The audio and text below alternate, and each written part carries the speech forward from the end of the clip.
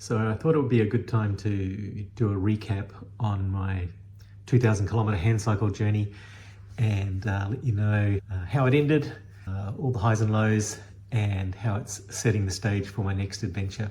After 2,000 kilometers of riding, I'm going to try and break down what went right, what went wrong, and what I'm going to improve for my next journey. The next planned journey is a 50-kilometer ride from Germany to Hungary in June, July, August of 2025.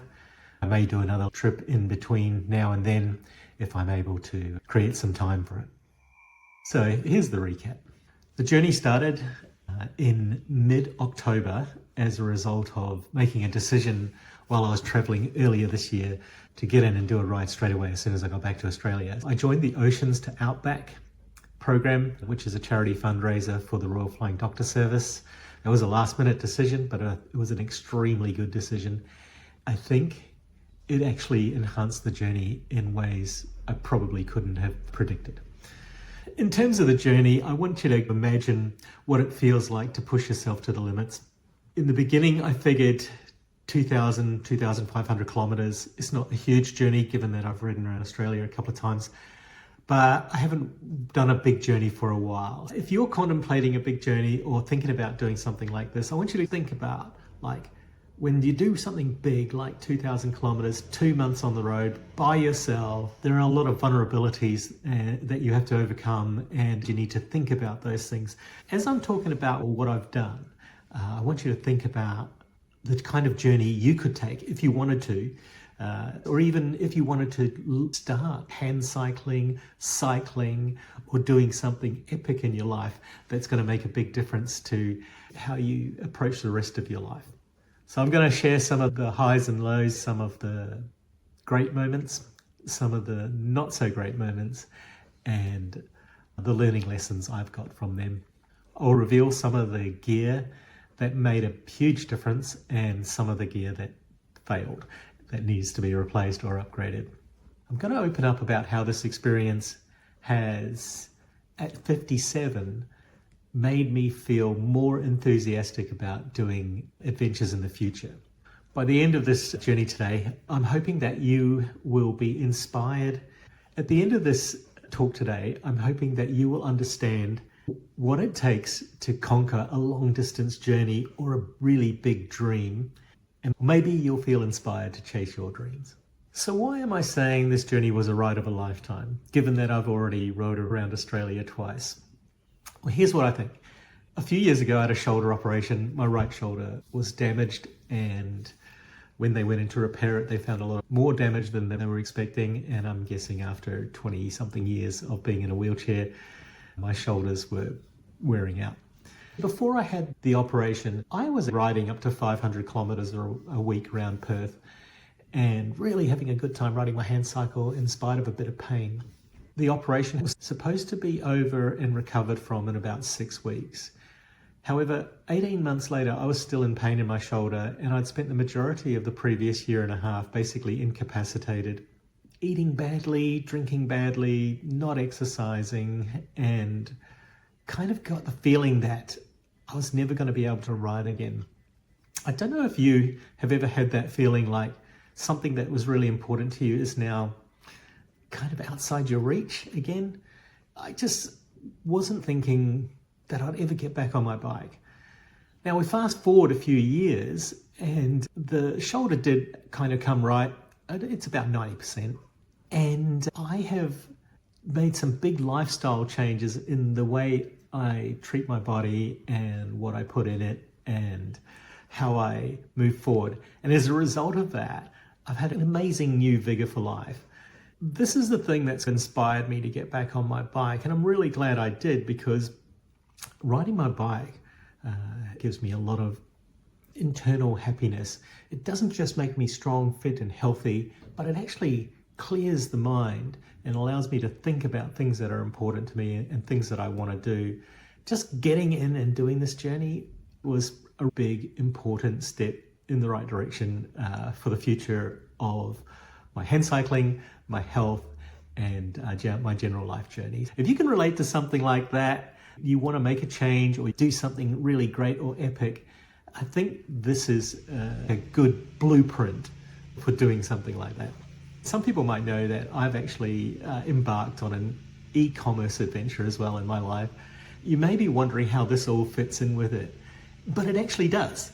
I have been looking into affiliate marketing and other e-commerce opportunities to see if there's some way that I can enhance the rest of my life and make it a little more financially easy. So I have been looking at opportunities, like I said, and the hand cycling, riding the bike, is the thing that I want to fund, or the thing that I want to do that I would like to have more income for. At the same time, riding the bike is making me a better me, which is making me more aware of the opportunities that are out there. So on my other channel, Bliss 2050, where I talk about e-commerce, and admittedly I haven't made a lot of videos lately, but I'm looking at getting some consistency on that channel as well. These things are tying in together quite nicely. Being a hand cyclist, long distance, out on the road on my own, is like being a digital nomad. So I have time each day and rest days where I have nothing else but myself and my computer, my books and audiobooks to formulate what I want to do and who I want to be. If you're wondering how it all ties together, that's really it. I would encourage people to embrace the adventure as part of a bigger life journey, a bigger picture idea about how you might use doing something really interesting in your life, whether it's hand cycling, climbing a mountain, or anything like that. What are some of the key highlights of my journey? There were some unexpected things, like signing up for the Oceans to Outback fundraiser. I kind of expected that it would be really cool to raise $1,000 for the Royal Flying Doctors. I had only been on the road 2 days in 2 towns when I'd already raised $1,000. I realized that the Royal Flying Doctor Service is such an important part of the lives of people living in remote Australia. By doing a tour around remote towns and engaging people and telling them what I was doing, and then connecting that to the Royal Flying Doctor Service, really engaged people. So the first unexpected thing was I raised way more money than I expected over the course of 2 months, and it was like $20,000 or something, just under maybe. As a result of that, even before the journey was ended, maybe 3 or 4 weeks in, I'd already decided, yeah, I'm going to do this next year. I'm riding again. This is so much fun. And it's so interesting meeting people. I've had so many offers to stay at people's places or farms. So next year, I'm going to be riding again. I'm going to be riding slightly longer, or this year actually, 2025, I'm going to be riding again slightly longer, maybe 2.5 or 3 months. And I'm going to be way more prepared. I only had 2 weeks to prepare. I got back to Australia on the 27th of September, and I was out riding by the 12th of October. I completely rebuilt my old Handcycle into an e-bike, planned and packed the entire trailer, built a trailer hitch with my brother, and wired the entire thing for a dual battery system. So it was really interesting. Being a charity fundraiser, when you're out as a solo hand cyclist or doing a solo journey, made my journey, well, it became my social life. I would have been rather insular in my outlook had I not been going to pubs and bars. And I don't even drink, so it was kind of fun. I got offered a lot of drinks, but I only drink water and sparkling water. I had a great time meeting people and hearing their amazing stories relating to the Royal Flying Doctor Service, how it's changed their life or someone in their life. It was really uplifting, and I got to talk to people nearly every day about what I was doing, engaging them to join me in the fundraising journey. That was an unexpected benefit. In the end, there's another benefit. Got way fitter and stronger than I expected. I expected that I would kind of get into the groove and get strong. In the beginning, a 40, 50, 60, 70 kilometer ride was actually quite a challenge. But by the end, I was contemplating rides of over 100 kilometers without really giving it much thought. I just knew it would take a long time on the road, like 7 or 8 hours to do 100 or 120 kilometers. So any amount of riding then became a breeze. And when I was off the Handcycle, I was strong and leaner. So even getting around everywhere else was just so much easier. That was another unexpected benefit. So those are some great highs from the journey. The next is to tell you about one of the biggest challenges. Being solo on the road, the first challenge actually started before the journey, and that was planning for safety. Not my personal safety, I've never worried about that, and I'm talking about the kind of safety if I had some kind of accident with my Handcycle. It didn't have a road-related accident. I did have another type of accident, I'll get to that in a second. But I had to plan in case I went off the road somehow, was distracted or run off the road maybe, ended up in a ditch or below the road. Obviously I can't walk. So I was thinking, how would I solve that problem? So I took 3 pieces of kit with me that I felt were essential to mitigate that scenario. The first one was a spare phone with the same capabilities. I could just swap out the SIM and use a second phone, leaving it fully charged at all times, never having to worry about that. The second one was a 2-way radio, which meant I could contact anyone within 2-way radio range, a truck driver or something like that, perhaps to summon some help. And then the third and final one was I took a personal locator beacon with me, so that if I really felt like I was in a bad way and I wasn't able to get any help, I could fire off the beacon and the emergency services, probably Royal Flying Doctor Service or someone similar, could come and rescue me. The first challenge. The second challenge was you have to make a balance between how much gear you take and how much it weighs. You want to take as little as possible, but have as much comfort as possible on the road, especially for me in the wheelchair by myself. So I was having to decide between what gear to take and what not to take. So that challenge was kind of worked through during the journey. I'll probably make another video specifically dealing with what gear I took in and took out. The third biggest problem I had on the journey was I made a mistake one day when I was riding. I went up what looked like a really good, safe cycle walking path along a beachfront in the vicinity, it wasn't Jurien Bay. I will insert the bay where I was afterwards. The point is that I went up a path that I didn't know anything about. The map looked good. The sign made it seem like it was going to be okay. I found out very quickly that it was a rather thin path, concrete, with some very steep parts. On the first steep part, I was not able to get up the hill with all my gear. If I had not had the trailer on, I probably would have breezed over. But I did have the trailer on, I had all my gear with me. It was the middle of a ride going between 2 towns. I just made a mistake. And as a result of that, my Handcycle kind of slid back down the hill and then jackknifed and rolled over.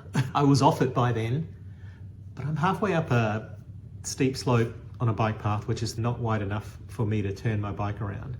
My wheelchair is on the trailer, which is now on its side, on the other side, not facing me.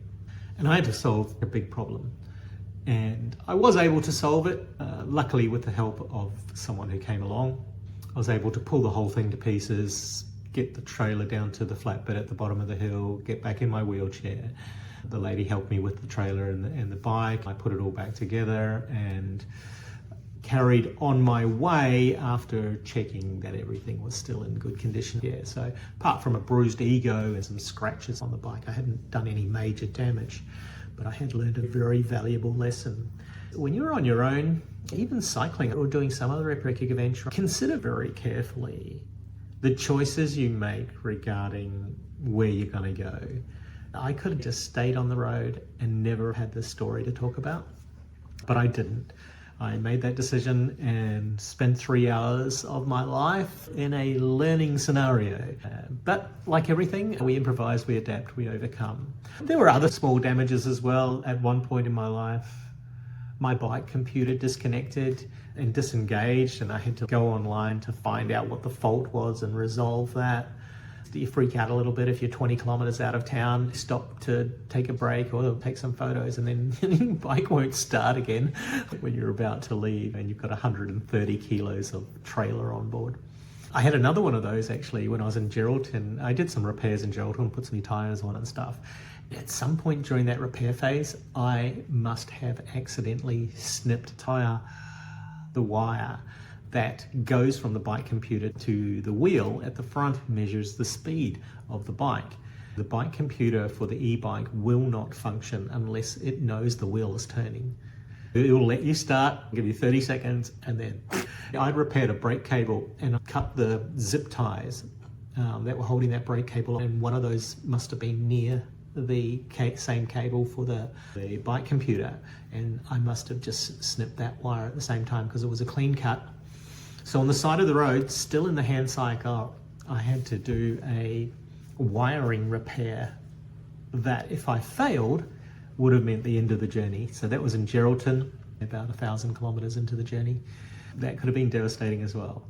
Lots of caution, I think, is the lesson there. Really think things through when you're changing things and operate with caution. If I had tested my Handcycle immediately after making my repair, I wouldn't have found myself on the road at 6 o'clock in the morning trying to fix a wiring issue. I would have been able to do it much easier from the comfort of my wheelchair instead of on the Handcycle. Lessons learned. Some people have been asking me how I stay motivated to take on these epic adventures and trips. It's actually very simple. I look at life as something I want to experience as much as possible. I am of the opinion that I will know as much after I'm dead as I did before, which is nothing. I believe this is my one shot and I better make the most of it. I'm the kind of person who wants to experience life to the max. I've traveled to over 50 countries. I love cultures and foods and all sorts of different things. I often find it's difficult in a wheelchair to do these things, like to go to India on your own or China. And at the same time, I can't stop myself. So my motivation comes from the joy of life and wanting to have more of it. So I hope that if you're watching this, you might find something similar in your world too. So what will I do different on the next trip? Already, I've purchased a new tent. My tent was an absolute disaster. It worked functionally, but it was a fair weather tent and could not handle high winds. It was okay in the rain, but not great. I had a lot of high winds and some rain. You should expect the unexpected. My first and most major gear change is my tent. I've purchased a much better tent, fingers crossed, and I'll be testing that out when I'm next back at home. I'm going to look at each item in my inventory and see if I can create a lighter version of it. I felt like it didn't matter how much weight I was taking with me, but it actually did. And because I have 2 batteries and an e-bike, there's a lot of weight right there. I also need a couple of items that I cannot replace. Like I have a folding stool, which triples actually. It's my seat that I get on and off the Handcycle with because I need to roll the whole rig backwards and forwards to put my wheelchair on the back of the trailer and then move the bike back and get back on the bike. Its second role is the go-between for sleeping on the ground and getting back in my wheelchair. Just makes it so much easier. And its third job is when I come across a shower that does not have an accessible fold-down seat in it. It is my backup plan for having a shower, so sitting on a little folding stool. So that's kind of a non-negotiable, and there's more non-negotiables in the kit, but there are some things that you can trim down, like the weight of blankets or clothing. Every one of these items I'm going to look at and break down. And in the time between now and the next major journey, whether that's the Danube or another one before June, I'll actually show you what I've done, how I've looked at each bit of gear and line up all the non-negotiables, and that's the weight they have to be. We'll get into more of that in future videos, so we can look forward to some exciting opportunities there, or some interesting videos, I hope. Here's an interesting one. So I was thinking about what gear would or wouldn't have broken the journey. And I think the trailer was one of the weakest links in the chain. With all the weight that I had in there and the batteries and stuff, with the wheelchair sitting on top of the trailer and then tied down, the trailer became a little top heavy. It's a single wheel trailer, but it's got a dual lock-on point sitting behind my seat. So it kind of clips on. It's really easy to get on and off with like a single grip. Removing that trailer was fine. Putting it on was fine. It was heavy, but I could do it. However, when I was riding along and I ended up at speed, like going downhill, and I was kind of getting up to like 30 kilometers an hour, The poor weight distribution in the trailer would start to give it a sideways, and that was hugely problematic because when that swinging started going, it would just get bigger and bigger and actually end up lifting my wheel of my bike up. So I had to slow down immediately, hit the brakes really hard, lose all my momentum. And I was doing that endlessly until I rearranged the trailer and moved all the weight forward as far as I could, turned my wheelchair around, like put it on in the reverse direction, brought a little bit more weight forward, and then it stabilized.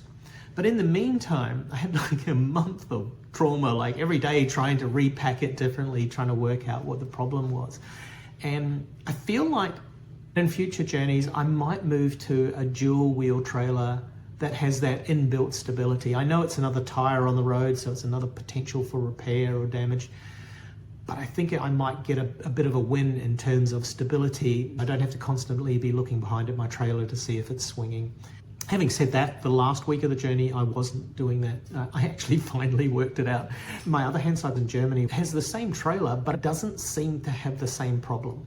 So I'm gonna have a look at how we've mounted it and see what the difference is, whether it's forward or backward of the center of gravity. The center of gravity for the axle on the Handcycle might be too high or too low. We'll see if I can find a way to make it better on the blue bike. Anyhow, that could have been a game changer. There was a point where the trailer could have ended the journey, which is a real shame. On the subject of gear, I'm going to talk about at least one item that was a game changer. That was the little mini pump I used instead of a bicycle pump. I purchased a mini compressor just for cycling and ditched my hand pump. I am absolutely rapt that I made that decision. It charges up with a USB-C, so I could charge it off a power bank, I could charge it off a wall charger. And this little device, because I can set the PSI, the pressure that the tire has in it, I could really work with my tire pressures on my bike and trailer and maximize them for the journey. For this type of long journey on relatively rough roads, like they're not smooth like asphalt, they're rough. Having a lower tire pressure made such a big difference. Being able to get that exact tire pressure right in my drive wheel and my trailing wheels was a real big win. I'll put a link in the description. I have a link for the gear and the trailer. I'll put a few affiliate links in the description below. If you want any of this gear or want to look at anything I've mentioned today, they'll be in the links below, and you could help me on my next journey. It costs you nothing to use those links, so it's the same price as if you bought on Amazon or wherever. That was a big win, and I highly recommend the gear I took with me on this journey, like my little CO2 gas canister that can fill a tire instantly. I think I will stick with that, because just to have 2 little bottles of that plus a thing, if anything should go wrong with the little compressor, I have a backup plan, and it's super lightweight and super tiny and easy to pack away. So I'm going to stick with that, and you'll see the one I'm using in the link in the description below as well. So awesome. So that's a couple of fails and wins and some of the gear. I want to do more videos on the gear. I'm away from home at the moment, not back till the end of January, but I will be getting into those gear things. I know some people have been asking about it, and I have been lax, but I'm getting on top of my game now. So what advice do I have as a result of this? I think the important thing is to have a good reason to go. I've got lots of health and life reasons to do adventures. It inspires me. I would hope that other people are inspired to do the same thing. I don't imagine lots of people are watching this video, and you have about 60 subscribers, but that's awesome. In the future, it may be more. People may come back to a video like this and see how I got started documenting my adventures. I've had a lot of adventures already, and now I'm documenting them. It's a learning curve for me, as it is for everyone. A really good decision that I made was, after dropping the bike off in Germany for this year's adventure, 2025 on the Danube, a really good decision was to get straight back on my other bike and go out for an adventure right away. And I can safely say that with the 2 weeks preparation I had, I was not prepared enough, but I was prepared enough to go. Sometimes you just need to go to learn the lessons. I would say, make the decision get into the journey, whatever it is for you in life, whether that's learning something, going to university, doing an epic adventure like me, or something you're doing for work, business, or life. Make the decision, give it a go, learn as you go along, learn as much as you can, and then make it better for the next time. Of course, it will be better the next time. I'm already fitter and stronger. I'm so much more ready for my second trip, wherever that is, whether that's in April or June. I'm way more prepared now, and it will be a lot better. The trip will be a lot better for having just dived in and done this trip now. So make the decision, find yourself some good whys, some higher purpose reasons, your purpose for doing whatever it is you do. Get into alignment with that reason, make a decision. I think I'll finish up my story today talking about some practical tips for endurance. I think it's really valuable to get up very early and get really prepared for the day. Just make sure it's methodical, have a routine, get on the road as early as possible when it's generally cooler. I like to ride in summer. I will never likely ride in winter, so I don't have any practical advice for winter riding. I'm a fair weather rider. Get up early, enjoy the quiet part of the day to keep your mind focused, and have a routine in the morning that includes your breakfast or your preparation for the day. In my case, riding solo, Handcycle, as a person with a disability, taking the time to make sure everything is right on your gear and packed properly is an insurance policy for the betterment of the rest of your day and the rest of the trip. So the distances take care of themselves. If you start doing whatever distance you feel comfortable with and you build up, eventually you won't even think about riding 100 kilometers or 100 miles. It'll just feel okay. On that thought of traveling day to day, there's only a certain amount of things you can prepare for. I would only prepare 2 or 3 days in advance. I would focus on the weather for the following day. If weather was going to be bad for the next few days, I'd look to hunker down somewhere in some town. That's just me. Other people might like riding in the rain. It's extremely difficult for me with my wheelchair. Everything gets wet and it's just difficult, so I just don't do it. But I only plan a couple of days ahead. I only look at weather and where I can shop to make the things that I need work for me over the next few days. And the riding part of it kind of takes care of itself. So yeah, don't worry about the endurance. Your stamina will build over time. If you found what I've said interesting and you'd like to see more of my adventures, I'd invite you to subscribe. Subscribing helps me grow the channel, reach a greater audience, and I'm hoping to provide some kind of value for everybody who's taking the time to watch my videos. We all know how the algorithm works. Like, subscribe, leave comments, do all those things. But I want you to think about whether you're getting value out of what I'm doing. Most of my videos up to now have kind of just been a diary of my events. That has a certain level of appeal, and perhaps the shorts are quite good for that. But I feel like my long content should be adding more value to the audience. I'm thinking about that a lot and how I can enhance it. I'm hoping that if you're inspired and you're getting some value out of this, then please subscribe and let me share my journeys, and hopefully we both get some amazing value out of this trip forward. Stay tuned. I have my upcoming 1,500 kilometer ride over 3 months in Europe during the European summer. I have some small spaces of time between now and then where I might get out on the road for 3 or 4 weeks and maybe chalk up 600, 700, 800 kilometers in Western Australia again. So there might be a little of second level hand cycling journey where I'll be able to showcase some better gear and how I'm transitioning from my first journey to my second and maybe to my third. So some interesting stuff coming up, I think. Let's hope you do too. So lastly, if you have questions about my gear or anything I've talked about today, please feel free to reach out to me. At the moment, I don't have a lot of subscribers, so I'm able to answer every single question. Your feedback is very important, not just for the channel, but for delivering better content. I'm learning, taking courses in content creation and investing in good software.